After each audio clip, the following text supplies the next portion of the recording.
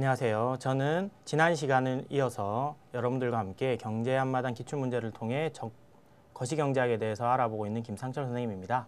자, 오늘은 지난 시간에 이어서 총수요와 총공급 그리고 경기순환이론에 대해서 함께 알아보도록 하겠습니다.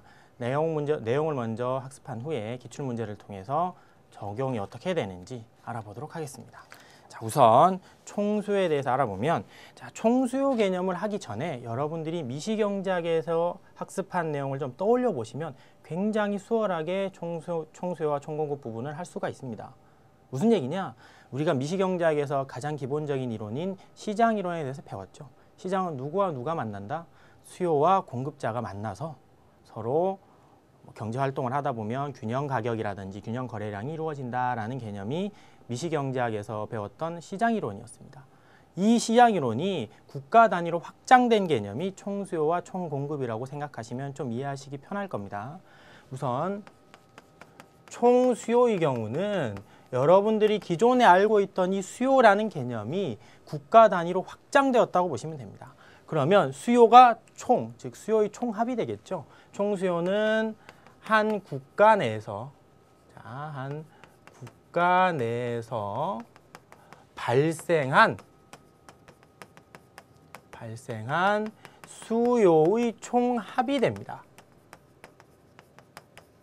자, 이게 총수요가 돼요. 총수요라고 해서 특별히 다른 개념이 부과되거나 그렇지는 않습니다. 같은 개념으로 보시면 총공급의 경우 총공급은 마찬가지가 되겠죠. 한 국가 내에서 발생한 공급의 총합이 됩니다. 자, 그런데 여기에서 여러분들이 기억하셔야 될 거 한 가지.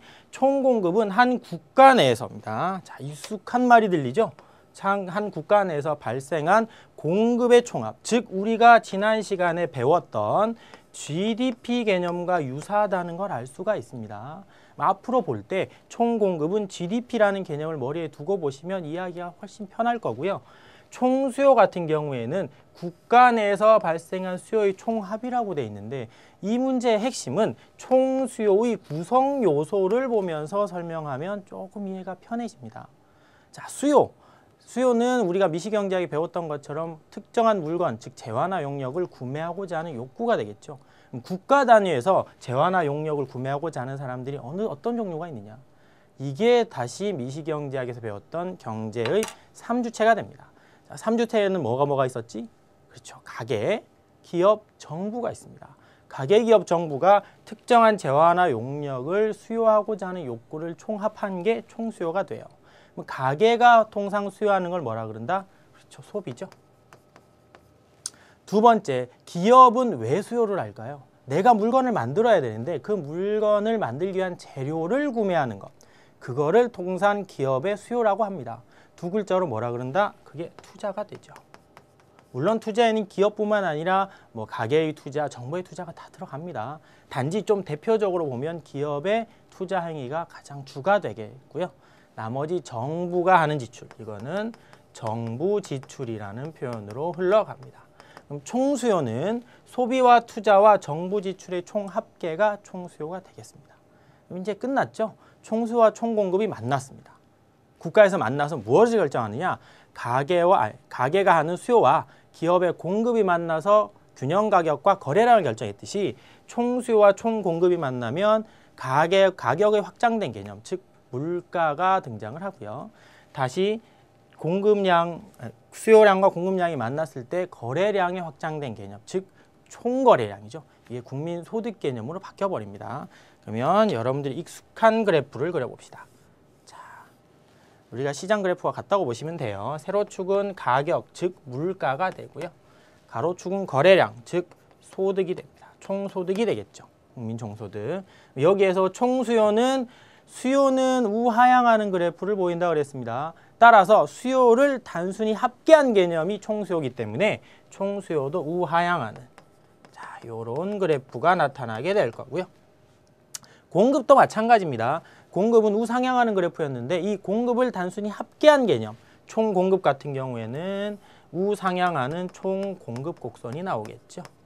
따라서 이 둘이 만나서 한 국가의 균형 물가와 한 국가의 국민 소득을 결정한다는 개념. 이게 총수요와 총공급 이론의 핵심이자 정의이자 전부입니다. 자, 요 정도만 정리하시면, 특히 미시경제학에서 배웠던 시장 이론만 머리에 넣어두고 계신다면 간단한 내용이 되겠죠. 자, 여기서 조금 더 발전시켜 보면, 자, 여기서 나오는 물가와 소득은 무엇을 알려주느냐? 자, 이거 자체가 한 국가의 경기 상황을 알려줍니다. 자, 경기에 대해서는 다 한 5분 후에 다시 좀 구체적으로 보겠지만, 경기는 한 국가의 경제 상황을 뜻해요. 상황이 좋아지고 나빠지고에 따라서 그 정부가 총수요와 총공급을 변화시킨 다음에 경제를 안정적으로 발전시킨다. 이게 정부, 특히 거시경제학의 핵심적인 목표가 됩니다. 따라서 정부가 할 수 있는 정책은 두 가지로 나뉘죠. 자, 정리할게요. 첫 번째는 총수요 관리 정책이라는 게 있고요. 자, 두 번째로 총공급 관리 정책이라는 게 있습니다. 그냥 말 그대로 이해하시면 됩니다. 총수요 관리 정책은 총수요를 느림과 줄임에 의해서 경기 상황에 국가가 개입하는 게 되고요. 총공급 관리 정책은 총공급을 증가시키고 감소시킴으로써 경기 상황에 국가가 간섭하는 개념 또는 개입하는 개념이 되는데, 대표적으로 총수요 관리 정책에서는 무슨 방법을 쓰느냐? 자, 금리를 변화시킨다든지. 자, 요거는 따로 설명이 필요한 부분이지만, 금리는 이자율입니다. 이자율이 높아지면 사람들은 돈을 적게 쓰게 되죠. 빌리는 데에 대한 비용이 증가하기 때문에 돈을 적게 쓰게 됩니다. 그럼 경기가 위축되죠. 반대로 금리가 떨어지면 경기는 활성화됩니다. 자, 두 번째는 소득세 등의 세금을 통해 조절하는 기능이 있습니다. 소득세를 증가시키면 내 소득이 그대로인 상태에서 세금이 늘어나기 때문에 가처분 소득이 감소돼서 총수요는 감소하겠죠. 반대면 총수요가 늘어나는 개념이 되고요. 총공급 관리 정책은 대표적으로 뭘 많이 쓰느냐 하면 기술 혁신이라든지, 기술이 발전하면 당연히 총공급은 증가합니다. 이런 개념이고요. 두 번째는 저축 관련 세금입니다. 무슨 얘기냐? 저축에 대해서 세금을 많이 부과하면 저축을 하지 않죠. 그럼 저축이 줄어든다면 기업이 투자할 수 있는 자금이 줄어듭니다. 기업의 생산량은 줄어들게 되겠죠. 자, 반대 개념도 마찬가지고. 자, 요 정도로 정리해 놓으시면 총수요와 총공급 관련된 문제에다가 총수요 관리 정책이나 총공급 관리 정책과 관련된 문제를 풀이하는 데는 크게 어려움이 없을 겁니다. 자, 이게 첫 번째 오늘의 파트고요. 두 번째는 방금 전에 설명한 이 경기에 대한 개념을 간단하게 좀 살펴보겠습니다. 같이. 자, 우선 그래프를 하나 띄울 텐데요. 그래프를 보시면서 경기에 대해서 내용과 설명을 하겠습니다. 자, 그래프를 봅시다. 자, 그래프가 이런 그래프가 나오는데요. 이거를 통상 뭐라 그러느냐? 경기 순환 이론의 그래프라고 합니다. 자, 경기 순환 이론이라고 돼 있는데요. 자, 여기 간단하게 다시 정리를 하면, 자, 경기는 한 국가의 전반적인 경제 상황을 의미합니다.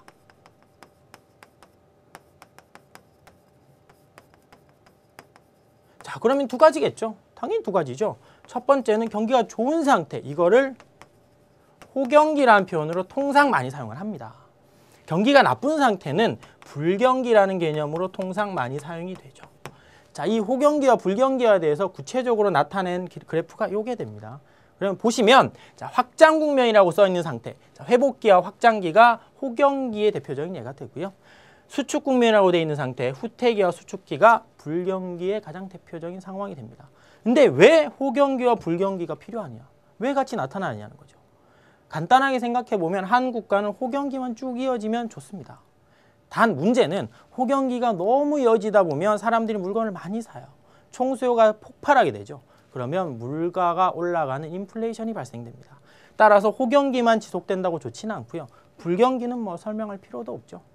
따라서 이 호경기와 불경기가 반복해서 나타나는 상황, 이게 경기 순환 이론이 됩니다. 이걸 나타내 주는 게 이 그래프가 돼요. 자, 보시면 보통 이런 그래프를 쓰기도 하고요. 확장기에서 회복기로 해지는 그래프로 쓰기도 합니다. 자, 보통 자, 정리를 할게요. 이 부분이 아니라 일단은 확장기가 있고요. 자, 회복기가 있고 후퇴기가 있고요. 수축기가 있습니다. 자, 요 후퇴기 요 네 가지 단계를 가장 대표적으로 구분하는 건 요렇게죠. 요게 확장 국면이고요.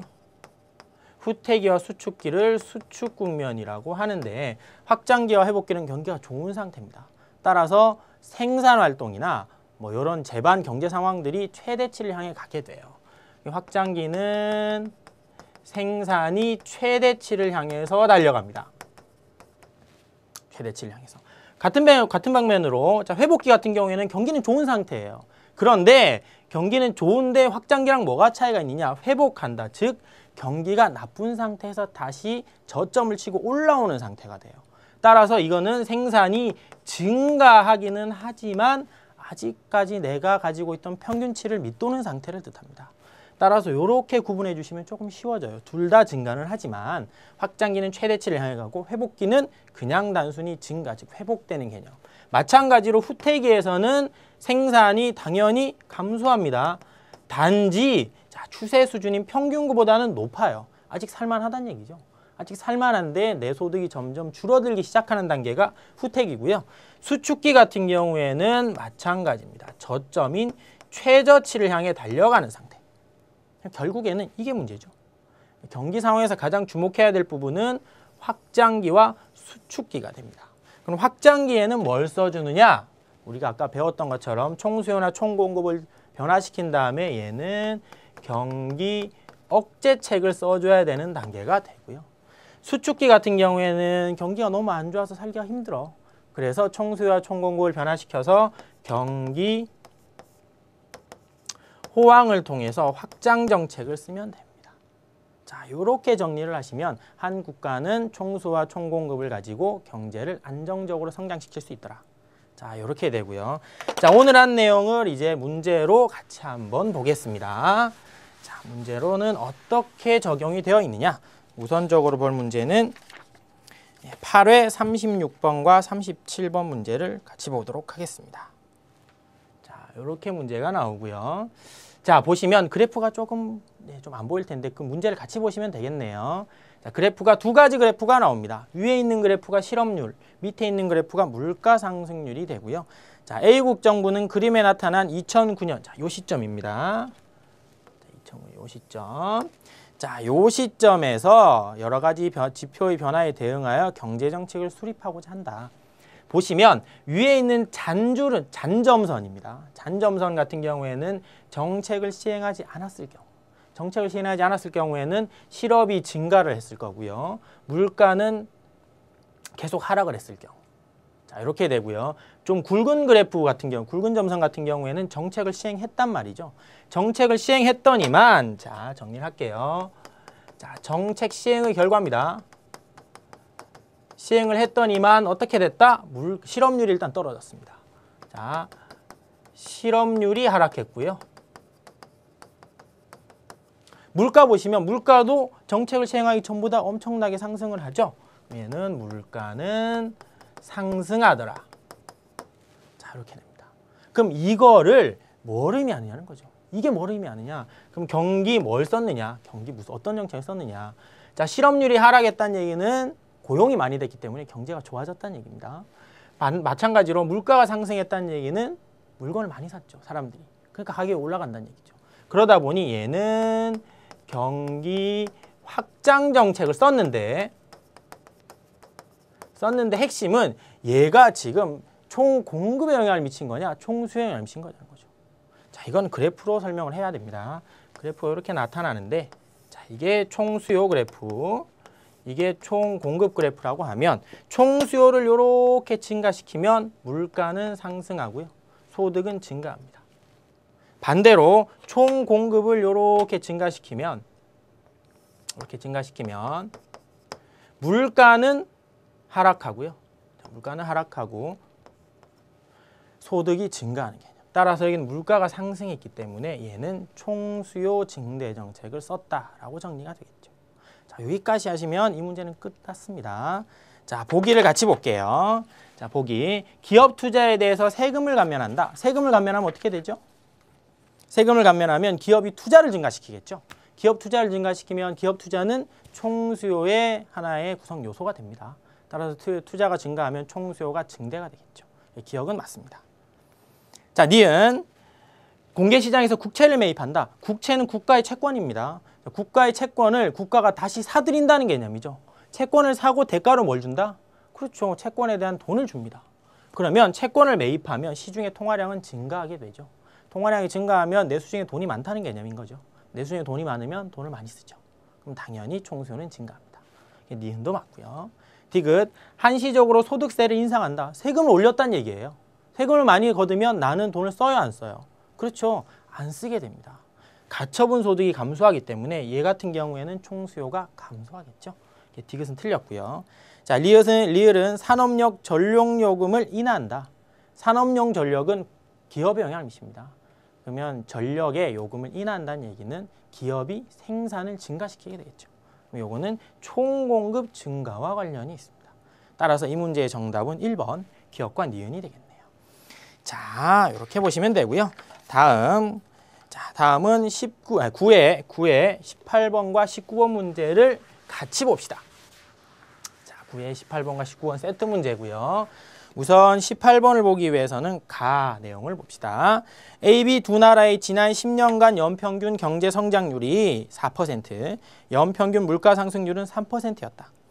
2012년에는 경제 성장률이 3%로 낮아지고 물가 상승률은 4%로 높아질 것으로 예상했다. 자, 이 문제의 핵심은 이겁니다. 가의 밑줄친 현상을 야기할 수 있는 원인이다. 자, 요거죠. 요겁니다. 정리를 하면 자, 경제 성장률은 하락합니다. 자, 하락하겠죠. 이렇게 되고요. 자, 같은 개념으로 물가 상승률은 자, 상승합니다. 물가는 오르고 경제 성장률은 낮아진다는 개념이죠. 자, 이거는 왜 그러느냐? 똑같이 총수요와 총공급 곡선에서 알아볼 수가 있습니다. 자, 우하향하는 총수요 곡선, 우상향하는 총공급 곡선이 있고요.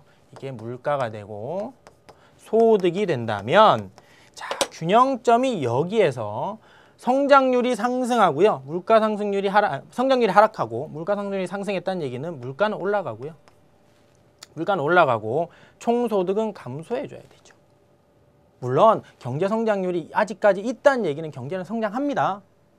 경제는 성장해요. 자, 경제는 성장하는데 이게 좀 더 많이 성장한다는 개념이니까 소득이 증가해야 되겠네요. 자, 요런 방향으로 움직여 줘야 됩니다. 그럼 뭐가 변해야 되죠? 뭐가 변해야 되나요? 그렇죠. 이거 자, 보시면 뭐가 변해야 될까요? 총 공급이 감소해 줘야 되죠. 자, 선생님 잠깐 잘못 그렸네요. 경제 성장률은 하락해야 됩니다. 이렇게 방금 전에. 그러면 총 공급이 감소해 줘야 되는 상황. 자, 요게 나타나야 여기 밑줄친 가의 밑줄친 부분 현상이 나타납니다. 따라서 이 이유는 자, 밑줄친 현상이 나타날 수 있는 이유는 총 공급의 감소가 되겠네요. 자, 이걸 찾으시면 되겠죠? 자, 1번 보기 갑시다. 1번. 자, 기후변화로 인한 자연재해. 자, 자연재해가 발생하면 어떻게 돼요? 그렇죠. 생산시설이 파괴됩니다. 총 공급은 감소하게 되죠. 정답은 자, 1번이 되겠네요. 2번. 정부의 재정 지출이 축소됐다. 그럼 정부의 지출이 축소. 이게 무슨 개념? 그렇죠. 총수요와 관련된 개념이 됩니다. 이거는 총수요의 감소로 이어지겠죠. 자, 2번 같은 경우는 꼭 기억하시고요. 3번. 기업의 기술 혁신에 의한 생산성이 향상됐다. 쉽죠? 자, 생산성이 향상됐다는 얘기는 총 공급이 증가했다는 개념이 됩니다. 그래서 3번은 틀렸고요. 4번. 교역 상대국의 경기가 침체됐다. 그럼 이건 무엇을 의미하나요? 그렇죠. 교역 상대국의 경기가 침체되면 우리나라 물건을 사지 않는다는 개념입니다. 따라서 이거는 수출이 감소되겠죠. 자, 수출이 감소되면 총수요에서 선생님이 지난 시간 그 내용을 할 때 보지는 않았는데 해외라는 경제 주체가 다시 추가가 됩니다. 그럼 해외에서 물건을 사지 않는다는 개념이기 때문에 이것도 총수요의 감소로 이어지겠죠. 자, 5번 신용카드의 사용 확산. 자, 신용카드는 뭐다? 요거는 단순히 생각하면 외상구매입니다. 자, 외상구매예요. 외상구매 가능성이 증가했다는 얘기는 사람들이 물건을 많이 사느냐 적게 사느냐입니다. 당연히 많이 사겠죠. 따라서 이것도 총수요의 증가 파트가 됩니다. 따라서 문제의 정답은 1번이 되겠네요. 자, 다음 19번 문제로 바로 넘어가겠습니다.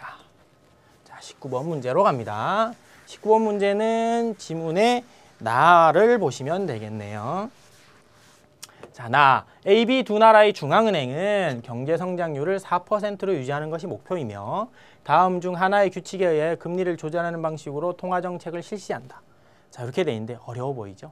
간단합니다. 규칙 1번에 보시면 자, 규칙 1은 5%를 기준으로 잡고요. 예상 경제 성장률을 가지고 변동을 시킨다. 그럼 얘는 뭐만 영향을 가진다? 얘가 고려하는 거는 그냥 경제 성장률입니다. 하나만 보겠다는 거죠. 자, 규칙 2 같은 경우에는 5%를 기준으로 잡은 다음에 똑같이 예상 경제 성장률을 봅니다. 단지 규칙 2의 특징은 밑에 보시면 물가 상승률을 함께 보고 있죠. 그럼 두 번째 규칙은 경제 성장률과 동시에 물가 상승률도 함께 고려한다는 개념이 되겠죠. 자, 요게 그냥 차이입니다. 나머지 특별한 게 있지는 않고요. 자, 이제 문제로 넘어가겠습니다.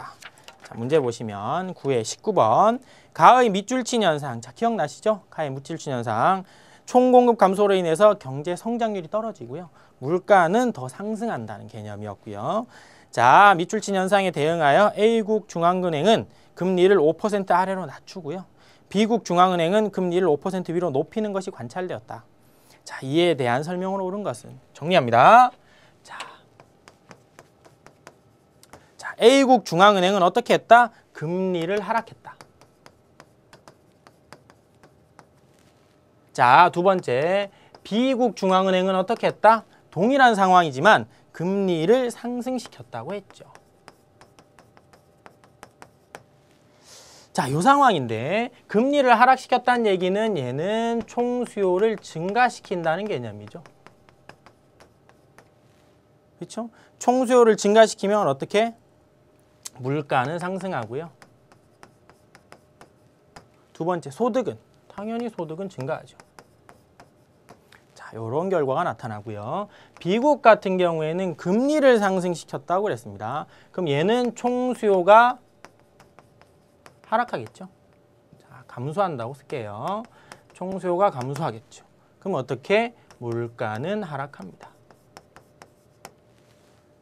자, 이렇게 돼요. 그러면 자, 규칙 1 같은 경우에는 물가는 신경 쓰지 않는다는 거죠. 경기만 회복되면 돼. 물가는 올라도 된다. 그러면 결국에는 이 규칙은 A국으로 이어질 거고요. 그렇죠? B국 같은 경우에는 물가를 잡겠다는 의미가 됩니다. 물가를 고려하는 경제 성장을 하겠다. 따라서 규칙 2에 보시면 물가 상승률이 고려되는 규칙 2가 B국의 정책이 되겠습니다. 따라서 정답은 2번 B국의 통화정책 규칙은 규칙 2이다. 이렇게 나오네요. 이렇게 되고요. 자, 이제 오늘의 마지막 문제 가겠습니다. 오늘의 마지막 문제는 8회 28번 문제를 같이 풀어볼게요. 자, 8회 28번 문제는 이렇게 되어 있습니다. A국 경기는 아래와 같이 변동하고 있다. 자, 그래프가 이렇게 보이네요. 많이 본 그래프입니다. 자, A국 중앙은행은 그동안 2%로 고정해왔던 정책금리를 앞으로는 아래의 준칙에 따라 조정할 것이라고 발표했다. 정책금리는 이렇게 변동한다. 준칙이 나와 있고요. 일단 우선적으로 여러분들이 보셔야 되는 거는 이 경기 순환 그래프에서 가와 나가 나타나는 개념을 좀 아셔야 되겠네요. 가는 어떤 상황? 경기가 저점을 찍고요. 다시 위로 상승되는, 확장되는 개념으로 갑니다. 얘는 회복기가 되죠. 저점을 찍은 상태에서 다시 경기가 호황 국면으로 바뀐, 확장 국면으로 바뀐 상황. 자, 나 같은 경우에는 회복되던 경제가 평균 경기 수준을 넘어서서 더 좋아지는 상태. 따라서 이 개념, 나는 확장기가 됩니다. 자, 그럼 이 문제의 핵심은 이겁니다. 회복기와 확장기에 정부가 어떤 역할을 해야 되느냐. 회복기 같은 경우에는 경기가 나빴다가 다시 살아나고 있는 개념입니다. 따라서 경기를 어떻게 해줘야 되죠? 더 잘 살아나도록 해줘야 되죠. 회복기에서는 경기 호황책을 써야 됩니다. 확장 정책을 써야 돼요. 자, 반대로 확장기 같은 경우는 경기가 너무 좋아. 너무 좋기 때문에 이게 더 좋아져 버리면 인플레이션이란 문제가 우려된단 말이죠. 따라서 확장기의 정부는 경기 억제책을 써주면 됩니다. 자, 요 정도만 알고 지나가시면 간단하죠? 자, 쭉 보시면 되고요. 그러면 가 같은 경우에는 금리를 어떻게 해야 되느냐? 자, 금리가 기준금리가 2%입니다. 그럼 가에서는 금리를 2%보다는 더 낮게 유지시켜줘야 되겠죠. 그렇죠? 그래야 경기가 살아나겠고, 반대로 확장기인 나에서는 금리를 2%보다는 더 높게 가줘야 경기가 어느 정도 억제가 될 것이다 라고 보는 개념이 됩니다. 자, 이렇게 보시면 되고요. 자, 보시면 이제 문제로 갑니다. 다음 자료에서 밑줄 친 정책을 도입한 결과에 대한 예상으로 옳지 않은 것은, 자, 이렇게 돼 있고요. 가시기의 정책 금리는 2%보다 낮을 것이다. 자, 여기 있네요. 가시기는 2%보다 낮을 거고요. 자, 맞고요. 2번, 나시기의 정책 금리는 2%보다 높을 것이다. 나시기는 경기 억제책 때문에 억제책이기 때문에 금리를 올려줘야 되죠. 맞고요. 3번, 경기의 진폭은 축소될 것이다. 자, 진폭이 뭐냐? 진폭은 자, 파동의 폭입니다. 이 그래프에서 보시면 진폭은 여기서 여기까지 요 차이죠. 자, 요 차이입니다. 그러면 자, 경기 회복기에서는 경기 호응책을 썼어. 빨리 올라갔습니다. 경기가 올라간 다음에 경기 억제책을 제때 썼다는 얘기죠. 경기가 좀 더 높은 확장기로 이어지지 않는다는 개념입니다. 따라서 적정한 때에 경기 억제책을 써줘 버리면 경기는 다시 죽죠. 이렇게 불황기로 접어듭니다. 따라서 정부의 경제 정책을 제대로 사용만 한다면 진폭은 축소가 되겠죠. 자, 3번은 맞고요. 4번, 정책 금리는 저점보다 정점에서 더 높을 것이다. 저점은 경기가 안 좋은 상태. 저점은 경기가 안 좋은 상태고요. 정점은 경기가 좋은 상태입니다. 그러면 좋은 상태에서는 이거죠. 금리는 올려줘야 되고요. 저점은 너무 경기가 안 좋기 때문에 금리를 떨어뜨려 줘야 됩니다. 따라서 4번도 맞고요. 자, 5번, 정책 금리는 경기 수준과 반대 방향으로 움직인다. 경기가 좋을 때 어떻게? 금리는 더 올라가고요. 경기가 안 좋을 때 금리는 더 내려가죠. 같은 방향으로 변해줘야 됩니다. 따라서 정답은 5번이 되겠네요. 자, 오늘 내용은 여기까지고요. 오늘은 총수요와 총공급 그리고 경기 순환이론에 대해서 배웠습니다. 총수요 관리 정책의 경우 정말 수능에서도 굉장히 중요한 개념이 돼요. 따라서 여러분들이 경기가 좋을 때와 나쁠 때, 호황기와 불황기에 총수요 관리 정책을 어떻게 사용하는지를 정리해 두시면 나중에 수능 때도 많은 도움이 될 거라 생각을 합니다. 자, 오늘은 여기서 끝내고요. 다음 시간에는 인플레이션과 실업에 대해서 함께 알아보도록 하겠습니다. 자, 다음 시간에 봐요.